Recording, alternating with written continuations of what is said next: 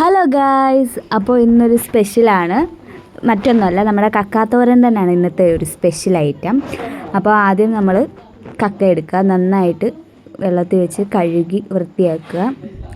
അതിനുശേഷം നമ്മൾ കുറച്ച് വെള്ളം ഒഴിച്ച് കുറച്ച് ഉപ്പും ഇട്ട് അടുപ്പിൽ വെക്കുക.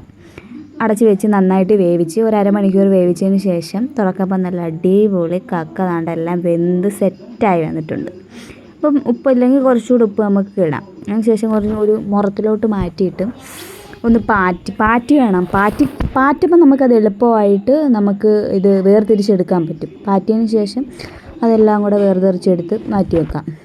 അതിനുശേഷം നമുക്കത് അതിൻ്റെ വെള്ളമുണ്ട്, അത് വെള്ളം നല്ലതാണ്. നമുക്ക് രസമൊക്കെ വെക്കാനായിട്ട് നമുക്കത് ഉപയോഗിക്കാം. അതിന് തോരൻ വെക്കാനായിട്ട് വേണ്ട ഇൻഗ്രീഡിയൻസ് നമുക്ക് ഉള്ളി, സവോള, പച്ചമുളക്, വെളുത്തുള്ളി, ഇഞ്ചി, കുറച്ച് കറിവേപ്പില ഒക്കെയാണ് വേണ്ടത്.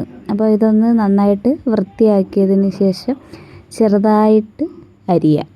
ചെറുതായിട്ട് മതി, അതായിരിക്കും നല്ലത്. ചെറുതായി അരിഞ്ഞതിന് ശേഷം കക്ക നമ്മളൊന്ന് വെള്ളത്തിൽ ഒഴിച്ചൊന്ന് കഴുകി വൃത്തിയാക്കിയ കക്ക ഒന്നുകൂടെ വെള്ളത്തിൽ ഒഴിച്ചൊന്ന് കഴുകിയതിന് ശേഷം ചീനിച്ചട്ടിയിലോട്ട് നമ്മൾ കുറച്ച് വെളിച്ചെണ്ണ, കടുക് ഇട്ടതിന് ശേഷം അത് പൊട്ടി വരുമ്പോഴത്തേക്ക് കുറച്ച് കറിവേപ്പില ഇടുക. കറിവേപ്പില ഇട്ടതിന് ശേഷം നമ്മൾ ഈ അരിഞ്ഞ് വെച്ചിരുന്ന ഉള്ളി, വെളുത്തുള്ളി, പച്ചമുളക്, ഇതെല്ലാം കൂടി ഇഞ്ചി ഇതെല്ലാം കൂടി ഇട്ട് നന്നായിട്ടൊന്ന് ഫ്രൈ ചെയ്തെടുക്കുക. നല്ല ബ്രൗൺ കളർ ആവുന്നോടം വരെ നമ്മൾ അതിളക്കുക. അതൊന്ന് വെന്ത് കിട്ടാനായിട്ട് നമ്മൾ കുറച്ച് ഉപ്പിട്ടാൽ നല്ല ബെറ്ററായിരിക്കും.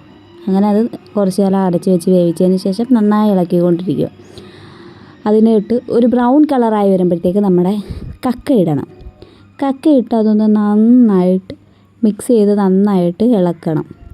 കക്ക നന്നായി വെന്ത് വരുന്നോടം വരെ ഓൾറെഡി നമ്മൾ വേവിച്ചതാണ്, എന്നാലും കുറച്ചുകൂടെ ഒന്ന് ഇതാവാൻ വേണ്ടിയിട്ട് നന്നായിട്ട് കുറച്ച് അടച്ചൊക്കെ വെച്ച് കുറച്ച് നേരം നമ്മൾ വേവിക്കണം. എന്നിട്ട് ആ ഉള്ളി അതെല്ലാം കൂടെ അതുമായിട്ട് നന്നായിട്ട് മിക്സ് ചെയ്തതിന് ശേഷം നമ്മൾ അരപ്പിടാൻ പോവാണ്. അരപ്പിന് എന്തൊക്കെയാണ് ഇൻഗ്രീഡിയൻസ് എന്ന് വെച്ച് കഴിഞ്ഞാൽ തേങ്ങ, മുളക് പൊടി, ഉപ്പ് നമ്മൾ നേരത്തെ ഇട്ടിട്ടുണ്ട്, എന്നാലും നമ്മൾ കുറച്ച് ഉപ്പിടാം, മല്ലിപ്പൊടി, മഞ്ഞൾപ്പൊടി, കുറച്ച് ചിക്കൻ മസാല ഇതെല്ലാം കൂടി ഇട്ട് അരച്ചതിന് ശേഷം നമുക്ക് വേണമെങ്കിൽ കുരുമുളക് ഇടാം. എരി ഇഷ്ടമുള്ളവർക്ക് കുരുമുളക് പൊടി നല്ല രീതിയിലിടാം.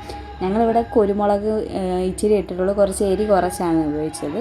നമ്മൾ നന്നായിട്ട് ആ മിക്സ് ചെയ്ത അരപ്പെല്ലാം കൂടെ ഇട്ടതിന് ശേഷം അതും കക്കയും കൂടെ കൂട്ടിച്ചേർത്ത് നല്ല രീതിയിൽ മിക്സ് ചെയ്ത് ഇളക്കുക. അത് നന്നായിട്ട് ആ മസാലയ്ക്കകത്ത് കക്ക നല്ല രീതിയിൽ പിടിക്കുന്നോടം വരെ മിക്സ് ചെയ്ത് ഇളക്കിക്കൊണ്ടേ ഇരിക്കുക. അതൊരു അടച്ച് വെച്ച് നമുക്ക് കുറച്ച് നേരം വേവിക്കാം. അതിന് ശേഷം അടച്ച് വെച്ചതിന് ശേഷം കുറച്ചുകൂടെ കഴിയുമ്പോൾ തുറക്കുമ്പോൾ നല്ല രീതിയിലുള്ളൊരു സുഗന്ധം വരും. അടിപൊളി മണമാണ്. എൻ്റെ പൊന്നു മക്കളെ സഹിക്കാൻ പറ്റത്തില്ല ആ മണം. ആ മസാലയുടെ ആ കക്കയും എല്ലാം കൂടെ വെന്ത ആ ഒരു മണമുണ്ട്, അടിപൊളിയാണ്.